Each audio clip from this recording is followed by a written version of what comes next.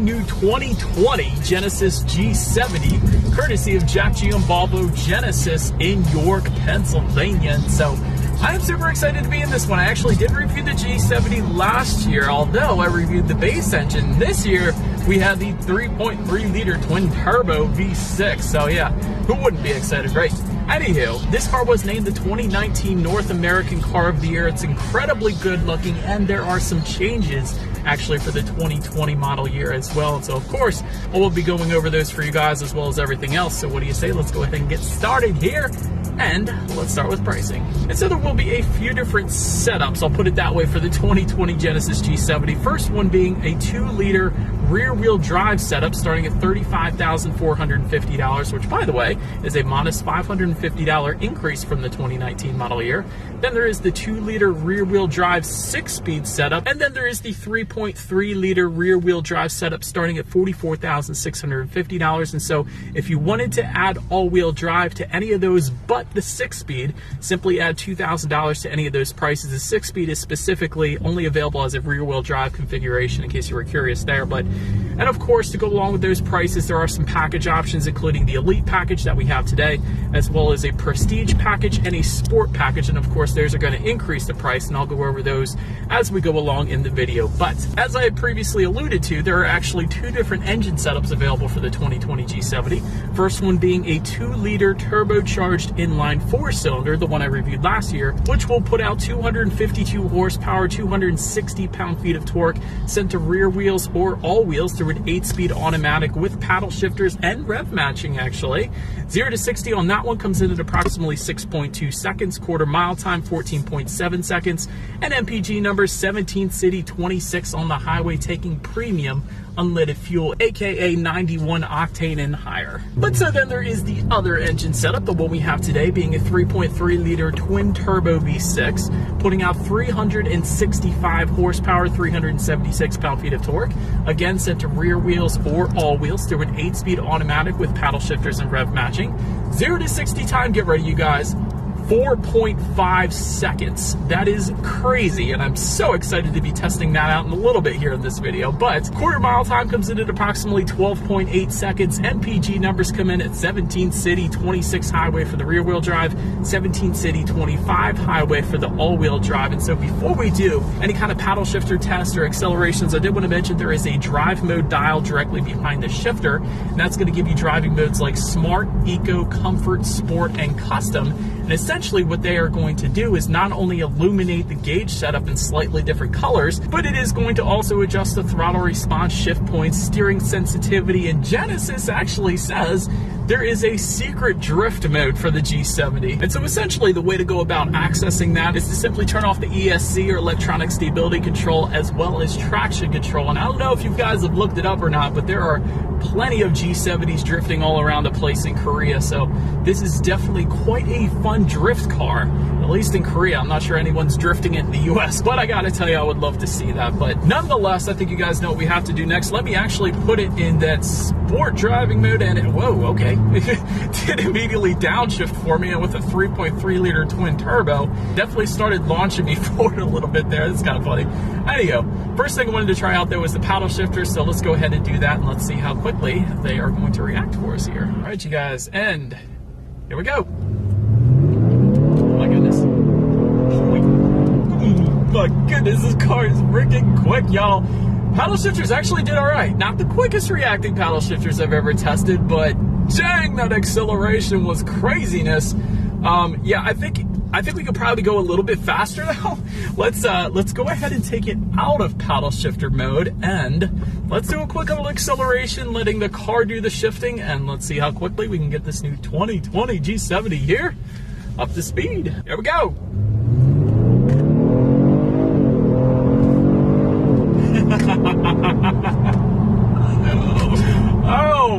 Oh man, that was craziness. That launches your head in the back of the seat. Oh my goodness, that acceleration is breathtaking. Let me tell you guys, it is an even 32 degrees Fahrenheit right now here in Pennsylvania. No issues with traction slippage whatsoever in sport mode. Instantly puts the power to the ground. I have a rear-wheel drive Mustang. I would have slipped like crazy right there, but dang, this all-wheel drive system, this H-Track all-wheel drive system that Genesis has, immediately puts the power to the ground, making that acceleration absolutely magical, just like the freaking Walt Disney World. But so anyways, to go along with that acceleration, as always, braking is equally important. And so of course you will find four-wheel disc brakes, and actually can be configured with a Brembo braking setup. For example, all the 3.3 liter twin turbocharged setups will come with that Brembo braking setup, but also the 2-liter manual. And here's a new feature for the 2020 G70. There is now a performance braking setup that will come standard for the 2-liter sport package. So that's one of the new additions if you wanted it for the 2020 G70. As far as the braking feel goes, I'm coming up on a stop sign on a very steep hill here. Braking feels perfectly fine. I have absolute complete confidence that I am not going to drift into this highway right here. Anyways, to go along with that, touching on suspension and handling a little bit. Up front, you're going to get a McPherson strut front suspension. In the back, an independent multi-link rear suspension. Limited slip differential is going to come with the 3.3 liter and the 2-liter sport package. So that's essentially going to send torque to the wheel with the most traction, give you not only a better acceleration, but also better handling as well. It's definitely nice. Adaptive variable suspension, that is definitely something you want in any kind of performance car, and that is going to come with a 3.3 liter sport package. So essentially what that is going to do is it's going to monitor each shock absorber individually, not only giving you a smoother ride, but also tightening up the suspension during heavy cornering, really giving you the best of both worlds. So whenever that option is available, I always try to recommend that one. So that is definitely kind of a necessity in a fun car, performance-oriented car like the G70, I will say that. But might as well touch on some of those package options now that I had mentioned earlier. There's the Elite package, the one we have today for the 3.3 liter, by the way. I'm going to do those first.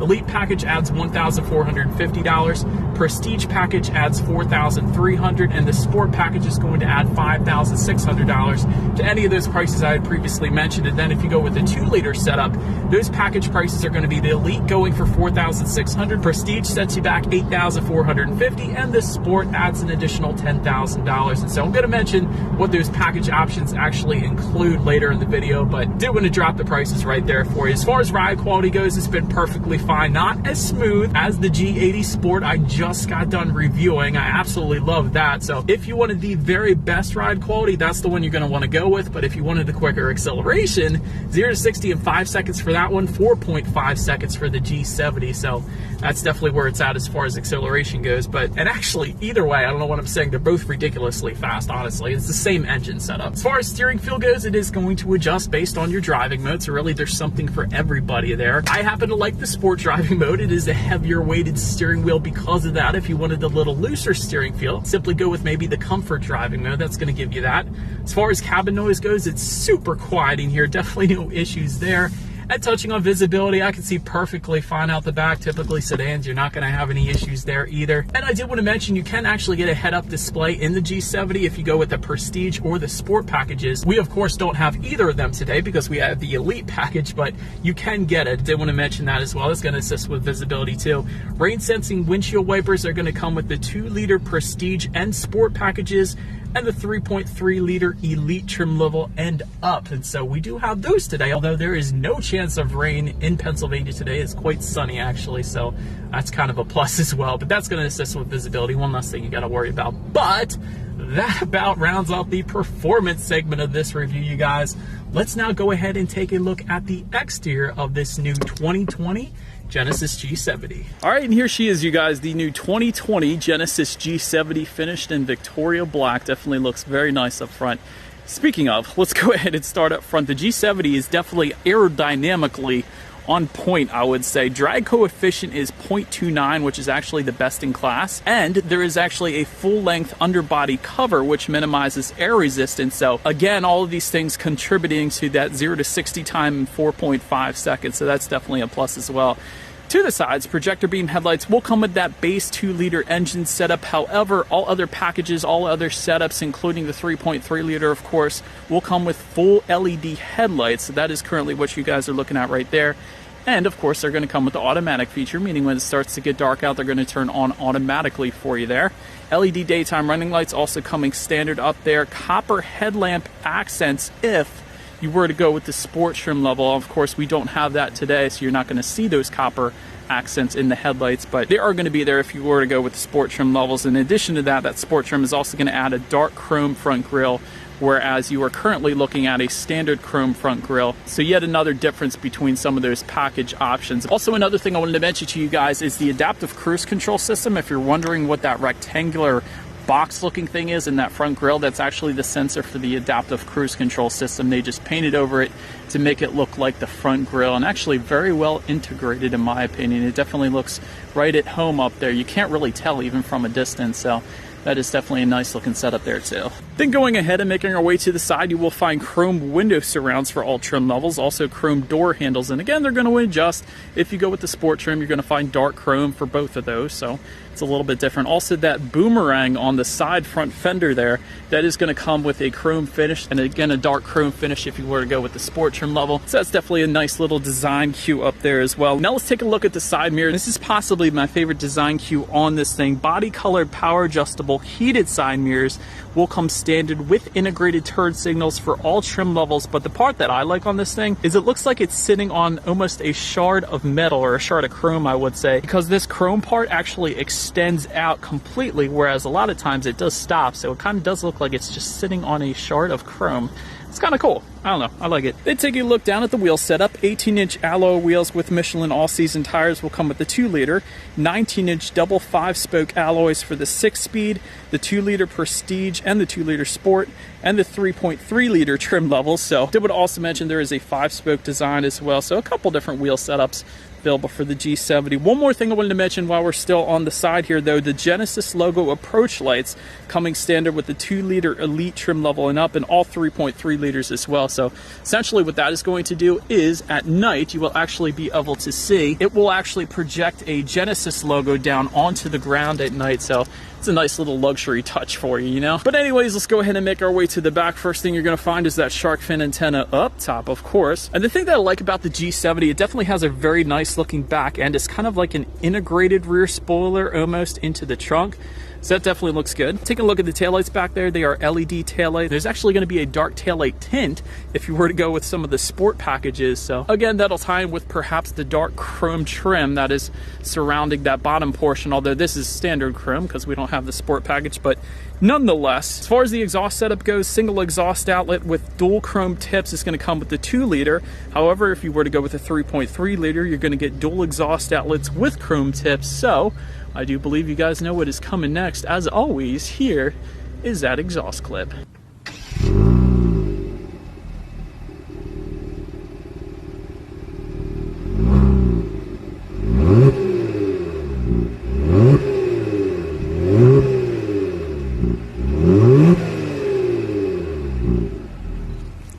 But now, since we are round back, as far as opening that rear trunk goes, there actually is a button on the key fob. That is, of course, one way you can go about opening it. There is also a button by the driver's left knee. That is a second way to go about opening it. There's actually a rubberized button just above the license plate back there. That is kind of the hidden way. And the third way you can go about opening the trunk on the G70. I did want to mention another new feature for 2020, the 2020 G70. There is a power trunk that will come with a 3.3-liter Prestige trim level, and actually with a 3.3-liter Sport as well. So if you wanted a power trunk, that is how you're going to go about getting it. But honestly, if you just hit the button on the key fob, it's going to swing open automatically for you anyway. So you really don't need the power trunk on this one, at least. But once opened up, cargo capacity is going to come in at 10.5 cubic feet. If that was not enough space, however, there is a 60-40 split, meaning the rear seats do fold down for quite a bit of extra space there if you needed it. Then making our way up to the rear seats, rear legroom comes in at 34.8 inches. So for reference, I'm an even 6 feet tall. This is me sitting behind myself. A little bit less space, of course, than the G80 Sport, but it is pretty much as expected for this size sports sedan, so I guess it would be fine for children, car seats, things like that. But for a full-size adult, you might want to go with the G80 or G80 Sport, of course. Did want to also mention, though, for those rear passengers, they will find rear ventilation, rear center armrest with cup holders, and actually rear heated seats if they were to go with the Prestige or Sport packages. But now, making our way up to the front seats when it comes to the 2-liter setup, I'm going to break these up according to the engines, of course. 2 2-liter setup is going to give you leatherette seating, standard 12-way power adjustable driver's seat with 4-way power lumbar. Leather surfaces are going to come with the elite trim level and up. There is a brown leather available. That's another new addition for 2020. Heated front seats will come standard. Ventilated front seats with a 2-liter prestige trim level and up. And of course, Napa leather with diamond patterned stitching as well with the 2-liter prestige trim level and up. And then swinging around to the 3.3-liter we have today, full leather seating with the integrated memory settings, and that, by the way, can be found on the driver's side door there for up to 2 different drivers. That is going to come standard along with power adjustable seats and power lumbar.